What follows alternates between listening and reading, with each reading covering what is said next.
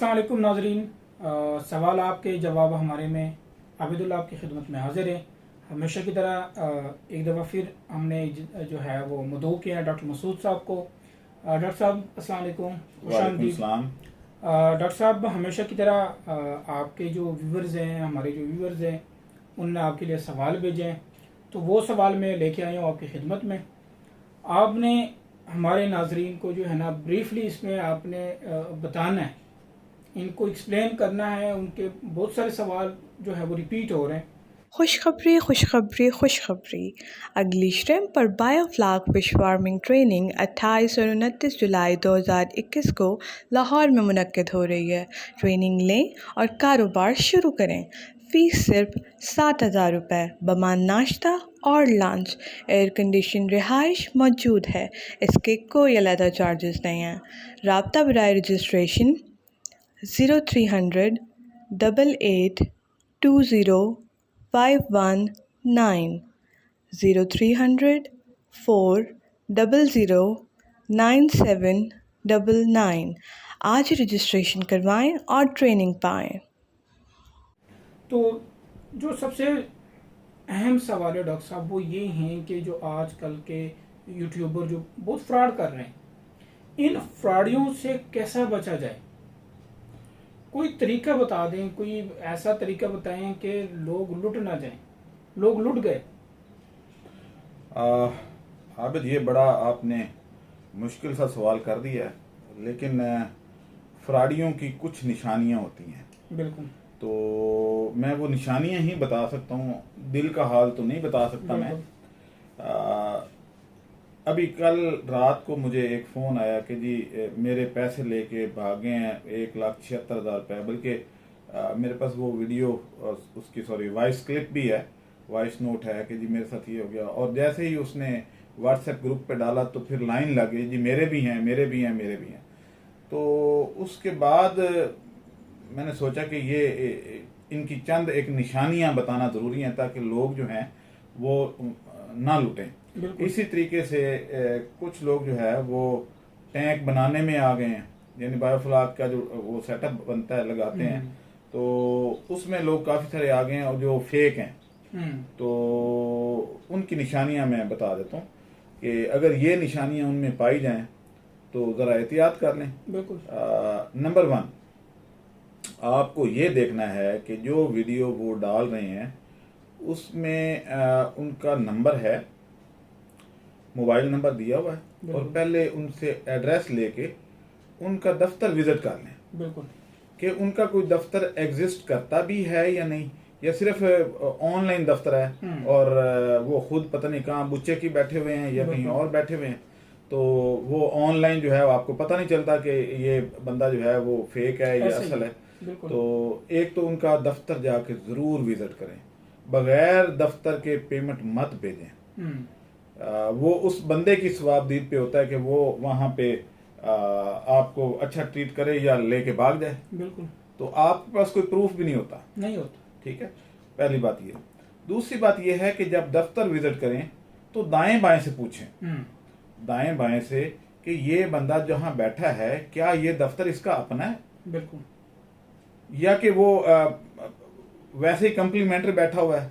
तो पता ये चले बाद में कि जनाब वो तो दोस्त से मिलने गया था, वहां आप गए, उसने कहा यार 1 मिनट एक कुर्सी खाली करना, मेरा एक बंदा आ रहा है और डील करना है। वो डील करके तो उसके बाद पैसे लेके वो भाग जाएगा। तो ये जरूर आप देखें कि उसका दफ्तर अपना है, किराए पे है या मांगा हुआ है, या है ही नहीं, वैसे ही टेम्परेरी वो खुद मेहमान है वहां पे। तो ऐसी सूरत में ये पहले जरूर देख लें कि दफ्तर अपना होना जरूरी है, क्योंकि जिसका अपना होता है वो तो छोड़ के नहीं जा सकता। वो अपनी प्रॉपर्टी चंद लाख की खातिर तो नहीं, लाहौर में तो जो भी दफ्तर हो करोड़ों में होगा। तो वो पहले चेक कर लें कि, और उससे ना पूछें, दाएं बाएं खुद रैकी करें कि उसके पड़ोस वालों से पूछें जी ये जो बैठे हुए हैं ये दफ्तर बना के, क्या ये दफ्तर इनका अपना है या ये मंगते हैं, यानी मांगा हुआ दफ्तर है, तो या किराए का दफ्तर है या क्या है। किराए के वालों के लिए बड़ा आसान है, एक मेज कुर्सी उठाई और चले गए। तो एक साहब थे, यानी मैं अपना एक्सपीरियंस बताता हूँ, एक साहब हैं जो काफी बड़े, उनके व्यूअरशिप भी काफी है, तो उनके दफ्तर में उनका यानी इवन चाय का एक कप भी नहीं है, बर्तन ही नहीं है। तो आप यहीं से अंदाजा लगा लें कि उनका जो बंदा एक कप चाय का नहीं रख सकता वो बाकी क्या करेगा। तो वैसे वो बड़े बड़े दावे करते हैं, बिल्कुल उनके पास गिलास तक नहीं होता कि पानी ठंडा पीएं। तो मेरा ये ख्याल है कि चाय और पानी एक दफा मांगा जरूर करें ताकि पता चले कि इनके पास कुछ है भी या नहीं। तो अगर उसके पास आप पैसे जमा करा देंगे तो वो इस काबिल है कि आपको पैसे रिटर्न करे। जो बंदा एक गिलास नहीं खरीद सकता वो, या चाय का कप नहीं पिला सकता, तो वो पैसे आपके लेके उसके लिए तो वो बड़ी नेमत होगी। उसकी तो आंखें खुली की बल्कि आंखें फट जाएंगी, माथे पे आ जाएंगी कि यार मुझे इतने पैसे मिल गए और अब जो है वो बस। तो इस तरह के जो है लोग वो मार्केट में काफी भरमार है इन लोगों की, और वो लूट रहे हैं लोगों को। तो इसलिए ये दूसरी निशानी ये है। तीसरी निशानी ये है कि क्या वो टेक्निकल है या एक्सपीरियंस है उसका, वो कुछ जानता भी है। मसलन कई लोग अब मैंने देखे हैं, फर्ज करें कि आप किसी जगह गए हैं और वो चैनल पे पैसे दे के वीडियो अपलोड करा लेता है, तो आप ये देखें कि जो वीडियो अपलोड हुई है क्या वो खुद अगर दावा कर रहा है, चैनल है और दावा कर रहा है कि जनाब हम ये काम करते हैं, तो वो हो सकता है कमीशन एजेंट हो, बिल्कुल के बना कोई और रहा है और वो चैनल जो है वो कमीशन लेके तो वीडियो अपलोड कर रहा है, और बाद में जब आप जाएंगे वो फ्रॉड कर लेता है या कोई नफा नुकसान हो जाता है, तो आप चैनल का दरवाजा खटखटाएंगे, वो कहेंगे जी मैंने तो वीडियो अपलोड की थी, ये 15,000 मैंने लिया था और मैंने वीडियो अपलोड कर दी, आप जाने और वो जाने, फिर ऐसे होता है। ऐसे ही होता है। तो ये 4-5 निशानियां ऐसी हैं जो कि आप पहले देख लें कि ये अगर चीजें कंफर्म हो रही हैं और दफ्तर भी अपना है और वो टेक्निकल स्टाफ भी है तो फिर आप करें। और इससे एक और चीज है जो सबसे इम्पोर्टेंट है, वो ये है कि जब आप किसी के पास जाते हैं, फर्स्ट में टैंक लगवाने जाते हैं, तो वहां पे उसका गोदाम चेक करें कि आया गोदाम में कुछ सामान पड़ा भी है, इसने पहले कभी लगाया भी है या नहीं। तो इस तरह के जो लोग होते हैं ये आम तौर पे कंजूस बहुत ज्यादा होते हैं, तो वो सामान खरीद के ऐसे नहीं रख सकते। तो अगर सामान पहले पड़ा है, फर्ज करें उनके पास कोई दर्जन 2 दर्जन, चल दर्जन 2 दर्जन ना सही, 5-7 ब्लोवर पड़े हैं, कुछ मोटरें पड़ी हैं, कुछ पाइप पड़े हैं, तारप्लिनें को 2-4 दर्जन पड़ी हैं और बाकी एसेसरीज पड़ी हैं, कोई वॉल्व, कोई पाइप, ये वो कोई सामान जो उसका है, कटर वगैरह, वेल्डिंग प्लांट, कोई स्टाफ, ये वो मौजूद है अगर वहाँ, तो फिर आप उनसे बिजनेस कर लें। और अगर कुछ भी नहीं है, आपने पैसे देने हैं तो उन्होंने पकड़ के लाना है और जाके खरीदना है, तो फिर हो सकता है वो खरीदने जाए और कभी वापस ना आए। बिल्कुल। तो इसलिए बचत करें जी। अच्छा डॉक्टर साहब, आपकी एक वीडियो अपलोड की चैनल पे जो बायोफ्लॉक ग्रोथ प्रमोटर था, हाँ, बहुत सारे लोग सवाल करते हैं कि कितना डालना चाहिए और ये जरूरी क्यों? देखें, आप खुद देखें कि मछली के गोश्त में आयरन भी है, फास्फोरस भी है, कैल्शियम भी है, मैग्नीशियम भी है, सारा कुछ है। ये जो मिनरल्स हैं और विटामिन, ये पानी में तो नहीं थे, आपने डाले भी नहीं, ये कहाँ से आते हैं? बिल्कुल।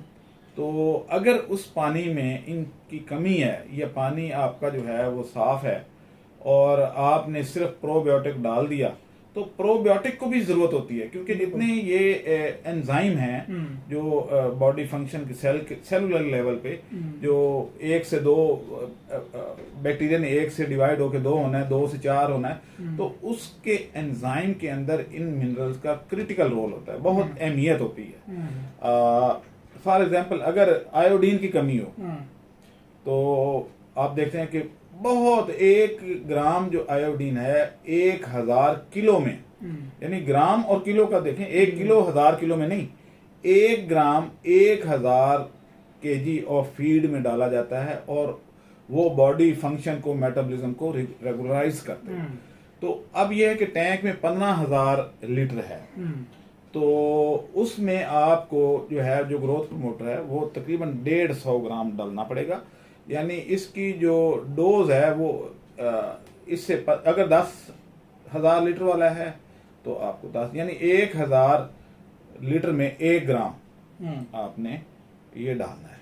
तो 150 ग्राम बनेगा 15,000 लीटर के लिए। वो मिनरल जो है वो जब अवेलेबल होंगे तो मछली उसको फिल्टर करती है और उसके बॉडी के अंदर जब ये प्रॉपर तरीके से मिनरल जाएंगे तो फिर उसकी ग्रोथ तेज होती है। तो अक्सर लोग ये कहते हैं जी कि हमारा जो है वो ग्रोथ नहीं हुई बायोफ्लॉक टैंक में, उसकी कई वजूहत होती है जिसमें एक मेजर जो वजह है वो ये है। तो फिर एक साहब ने मेरे से सवाल किया कि जनाब ये जो है दरिया में तो आप मिनरल नहीं डालते, तो वो मछली कैसे वजन करती है या समुंदर में? तो मेरे भाई वो ये जो खावर साहब का सवाल आया था, तो वो ये है कि आप मट्टी में आम तौर पे सारे मिनरल्स मौजूद होते हैं माइन्यूट क्वांटिटी में। तो आप जब दरिया में, क्योंकि पानी सीधा मट्टी के ऊपर है और गदला है, तो उस सूरत में वो मछली वहां से कुछ मिनरल ले लेती है और कुछ जो इंसेक्ट्स वगैरह आते हैं जो हवा से आपके पतंगे वगैरह और ये सारा कुछ आता है, तो वो वहां से उसके गोश्त से और उसको खा लेती है और वहां से कुछ ले लेती है। कुछ प्लांट्स वगैरह के पत्ते वगैरह, घास और इस तरह की चीजें वो दरिया में गिरती रहती हैं, तो वहां से ले लेती है। और बाकी और काफी सारी चीजें जैसे अर्थवर्म वगैरह निकल आते हैं कुछ, उनको खा पी के तो अपना वो बैलेंस कर लेती है। अब आज सुबह बल्कि एक सवाल फोन कॉल मेरे पास आई है, तो उसका भी मैं जिक्र करता हूँ। वो कहते हैं जी कि बड़ा इंपॉर्टेंट सवाल था और मुझे उन साहब पे जो है वो उनका सवाल क्योंकि था, मैंने उनको अप्रिशिएट किया कि हाँ आपने बहुत अच्छा सवाल किया। वो ये था कि जी जब हम अपनी छत पे या अपने घर में टैंक लगाएंगे तो डेंगी वाले हमें तंग तो नहीं करेंगे? अब सवाल तो बड़ा जबरदस्त था। तो अब ये बाकी लोगों को भी उनके जहन में आता होगा डेफिनेटली। तो उसका जवाब ये है कि मछली लार्वा को खा जाती है। जब डेंगी का मच्छर उसके पास से भी गुजरेगा या उसके ऊपर बैठेगा तो मच्छर भी खाया जाएगा, और अगर उसका लार्वा बन गया तो आपका वो मछली की खुराक बन जाएगा। इसलिए उस पानी में डेंगी पैदा होने का कोई चांस नहीं है। बिल्कुल जी, आगे कोई सवाल है? डॉक्टर साहब, जो बायोफ्लॉक टैंक के हैं उसमें एक साल में 2 फसलें कैसे ले जा सकते हैं, कैसे हासिल कर सकते हैं उनसे? हाँ, ये बहुत अच्छा सवाल है। बहुत सारे लोग ये पूछ रहे हैं कि हम अगर जो है हमारे पास 4, 5, 6 महीने का जो है ब्रेक होता है, तो क्या उसमें हम ले सकते हैं 2 फसलें के नहीं? जी बिल्कुल ले सकते हैं। उसके 3 तरीके हैं। नंबर 1 ये है कि आप पहली दफा जब डालें मार्च में या अप्रैल में, तो आपने जो है छोटा सीड डाला, बिल्कुल, और वो 7 महीने का पीरियड है, वो दिसंबर के पास जाके तैयार हो गया, बल्कि 8 महीने लगा के ओवरवेट भी कर लेते हैं। तो एक तो ये है कि वो बाकी टाइम थोड़ा बचता था। बिल्कुल। या तो ये है कि जो सीड है वो बड़े साइज का डालें दोनों दफा, ताकि वो 4.5-5 माह में तैयार हो जाए और आप 2 फसलें ले लें। दूसरा तरीका ये है कि आप अगर, लेकिन बड़ा सीड क्योंकि महंगा है तो अक्सर लोग वो नहीं करते। दूसरा तरीका ये है कि आप एक क्रॉप ले लें फिश की और दूसरे झींगे की। तो इस तरीके से झींगे की क्योंकि 3.5 माह की है और फिश की 6-7 माह की है, तो टोटल 10 माह में आपकी दोनों जो फसलें हैं वो तैयार हो सकती हैं। और तीसरी बात यह है कि कुछ लोगों ने उसको किया हुआ है एनवायरनमेंट कंट्रोल। उस सूरत में यह है कि हम एक डिवाइस लगा देते हैं जो पानी को सर्कुलेट करता रहता है और गर्म पानी मिक्स करता रहता है। ये नहीं कि एक साइड पे गर्म हो और नीचे ठंडा या दूसरा कोना ठंडा और इधर वाला गर्म। तो इस तरीके से वो आप कर सकते हैं 2 फसलें। अच्छा डॉक्टर साहब, लोग ये भी पूछ रहे हैं कि आजकल कौन सी मछली जो है वो डाली जा सकती है और क्या आप ये मछली दस्तयाब करवा सकते हैं? असल में कल्चर जैसे ब्रायलर का डेवलप हुआ था और हमारी लोकल जो थी पोल्ट्री वो ख़त्म होती गई, तो इसी तरीके से अब तलापिया हो रही है। जो भी बंदा पूछता है तलापिया डालनी है, क्योंकि हमने खुद भी इसको प्रमोट किया, ऐसी बात नहीं है। लेकिन अब क्योंकि आप लेट हो गए हैं, अगर अब जुलाई में आप डालते हैं या टैंक बनवाते हैं तो वो जुलाई के एंड तक चला जाएगा, यानी 7 महीने गुजर जाएंगे और आपके पास 5 माह रह जाएंगे। तो 5 माह में मछली जो है तलापिया वो अपना वजन अटेन नहीं कर सकती। तो फिर क्या किया जाए?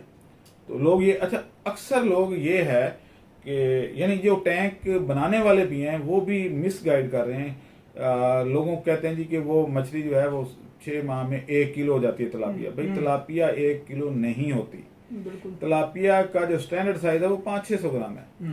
तो आप सोने के लुक में भी उनको दे दें वो 600-700 ग्राम से ऊपर नहीं जाती एक टन्योर में। ठीक है। तो हाँ, दरिया में कुछ 2-2, 3-3 साल की पुरानी फिर रही होती है, वो बाज़ औक़ात ऐसा होता है कि पकड़ी जाए और 1 किलो की निकल आए या 900 ग्राम की निकल आए। बायोफ्लाक में ये आम तौर पे 500 ग्राम की रहती है।